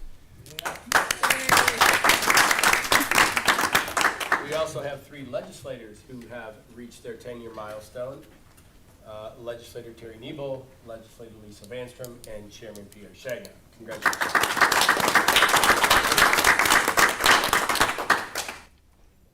Thank you. Any other announcements? Legislator Larson. Maybe everybody else had heard about this before today, but thanks to, no offense, thanks to WJTN Radio this morning, I first heard that Chautauqua Institution was again offering Chautauqua Day. It's August 1. I stopped on my way up, and they gave me a pass for the day. According to the radio story, it includes the symphony that evening. So it's nice of Chautauqua to have Chautauqua Day, and if others hadn't heard about it, I thought that I would at least spread the word a little bit. It's very gracious. It's pass is good for all day, including the evening concert. So thank you, Chautauqua. Thank you. Other announcements? Any other announcement? Legislator Proctor. Yes, Chairman, the weekend of August 10th, the town of Mina will be celebrating its bicentennial. So I'd like to invite everyone out to help us celebrate 200 years of being a town. Okay, thank you. Other announcements? Any other announcements? Seeing none, I will now open the second privilege of the floor, so members of the public may comment on any subject. A member of the legislature may speak on any subject. Individual comments are limited to 3 minutes, and comments representing a group shall be limited to 5 minutes. Is there anyone wishing to address the second privilege of the floor? Hi, my name is Natalie Luchkowiak. I'm a councilwoman for the city of Dunkirk.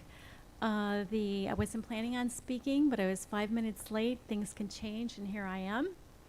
I want to thank legislators Susan Parker and Bob Ankoski, and the other 2 legislators that said yes regarding Resolution 21324 requesting financial audit of the city of Dunkirk by New York State Attorney General's office. Councilman Chair Weiser and I agree. And I also want to thank Attorney Raimondo and Mayor Dovias and the other 3 council people that are not here today. I understand, why they did that. I wanted you to know that the city is currently working with a few New York State agencies, such as the Comptroller's Office, along with a financial advisement company and another analysis company, where they will, hand in hand with the city administration, review financial records and documents, talk with city officials and staff, conduct analysis of past financial transactions and decisions, identify potential issues or discrepancies, and recommend corrective actions or improvements. New York State has ensured they will not let the city of Dunkirk fail. The city is currently and will continue to cooperate fully with the Comptroller's Office, along with any and all agencies, provide transparent and timely information, address any identified issues promptly, implement measures to prevent future problems, and communicate openly with the public and stakeholders. So with all of this being said, I was just wondering the purpose and the intention for the AG investigation resolution. I believe that there was not any illegal activity, but unawareness of best money management practices. And if an investigation does come to fruition, which I doubt very much it will, but nonetheless, you will find eventually an aim to ensure accountability, transparency, and responsible financial management. Thank you, and if you wish to ask me any questions, I will be happy to answer. This is your opportunity to speak to the legislature. This is not an interactive portion of our agenda. But thank you for your comments. You're welcome. Anyone else wishing to address the second privilege of the floor?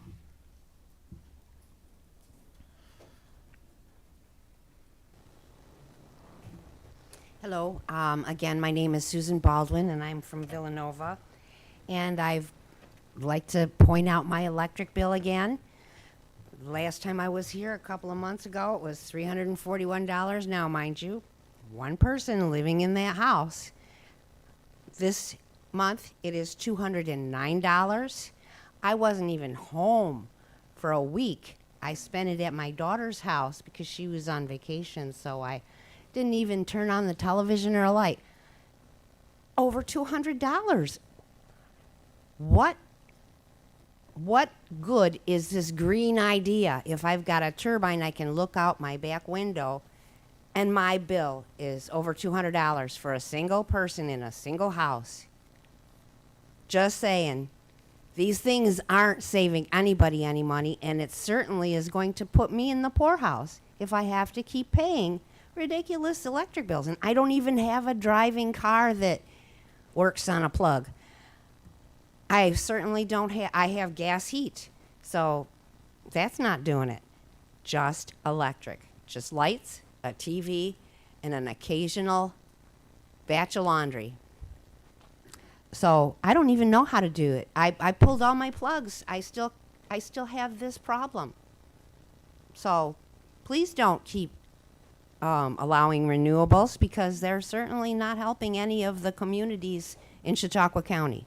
I'm certain I'm not the only one with a bill like that, because it's $98 were delivery charges on this. Delivery! I'd rather pay the propane people to come with a truck and fill a tank for a month. This is crazy. Thank you. Have a good summer. Thank you. Anyone else wishing to address the second privilege of the floor? You're a frequent flyer tonight. Do I get a bonus? Doug Champ. First of all, I want to thank our county executive participating in the Vietnam era veterans. 179 of us were pinned, and it's nice to have that acknowledgement, and also I think to remember that time.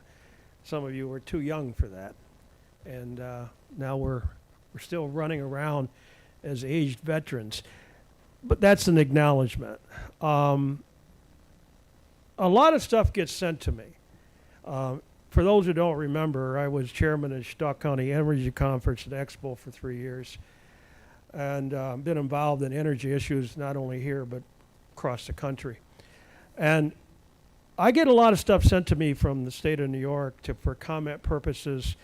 Most recently, there's an Empower Plus program that this lady should take advantage of in terms of cost cutting.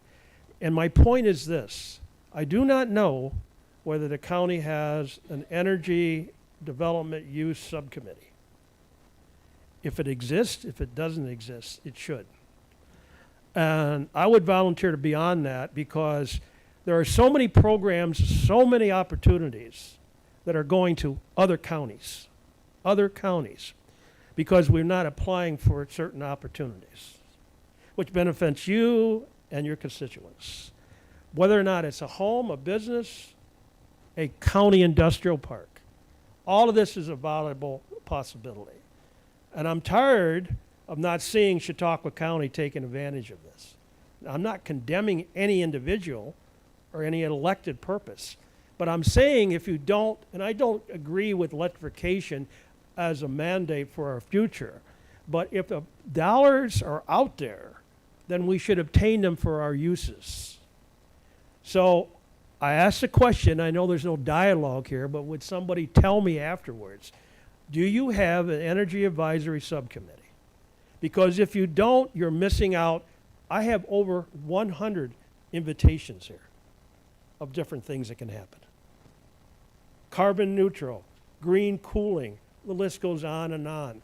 You just vetoed a solar application, and I can understand, but you have to understand the reality of what that possibility could be in other places. Kilowatts, BTUs, they all have a cost. I don't know if you realize in Chautauqua County, we got 6 utilities. 6 utilities. Can any of you name them? That's beside the point. My point is this. I put on my energy cap and I offer my ability to help this county on the energy issues in front of it. Whether you choose to accept it, it's up to you. Status quo, stay the same, or advance innovation and development. Thank you. Take me off the chair. Anyone else wishing to address the second privilege of the floor?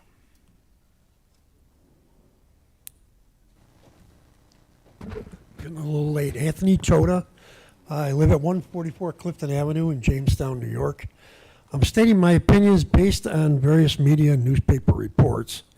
On September 27, 2021, Governor Hochul's vaccine mandate stated to New York healthcare workers, get vaccinated or lose your jobs. Soon afterwards, Hochul acknowledged breakthrough infections after being vaccinated. Neither Andrew Cuomo nor Governor Hochul acknowledged then President Trump for quick vaccine development, a naval hospital ship for New York City, treatment centers in Central Park. Governor Hochul also advocated a phone app for out-of-staters to verify being vaccinated before entering New York's restaurants. Next is a modification of Rule 2.13 regarding isolation and quarantine, which allows the New York State Health Department to arbitrarily and capriciously remove anyone from the safety and privacy of their own home. The next topic is illegal immigration, where on October 2nd, 2023, Hochul stated that she wanted to place undocumented immigrants in 18,000 job openings in New York State in direct violation of federal immigration laws and procedures. Also, Hochul attempted to illegally traffic illegal immigrants throughout New York State. I've also recently read that the New York State SUNY system is allowing undocumented immigrants to enter SUNY colleges and universities as students. This behavior by the SUNY administration is illegal and restricts and denies the opportunity of legal New Yorkers for higher education while misappropriating New York's tax dollars to non-citizens. The Trump shooting, where law enforcement was reportedly warned that the shooter was on a nearby roof but did not stop the shooting. Also, the Secret Service failed to protect the president from the shooter. Both instances sound suspicious. By my own experience, the FBI and other intelligence agencies may have groomed the shooter to kill because of the hard evidence of FBI harassment, assault, and media interception that I have experienced. And also from two cases, just for examples. The Waukesha, Wisconsin attempted murder, where evidence was never introduced at trial of a possible website that could have groomed two young children to try to kill their friend. And the Tops Buffalo murders, where internet sites could have played a role in the shooter's decision to kill.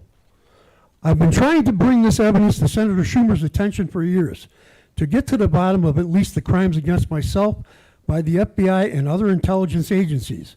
My substantial evidence was rejected by Senator Schumer's office, allowing government agency perpetrators to continue their crimes against myself and possibly any extent of their involvement in mass murder. Thank you. Anyone else wishing to address the second privilege of the floor? Seeing no one, I will close the second privilege of the floor, and I'm looking at Legislator Penhollow for a motion. We have a motion to adjourn, a second by Legislator Larson. All in favor? Aye. And we're adjourned.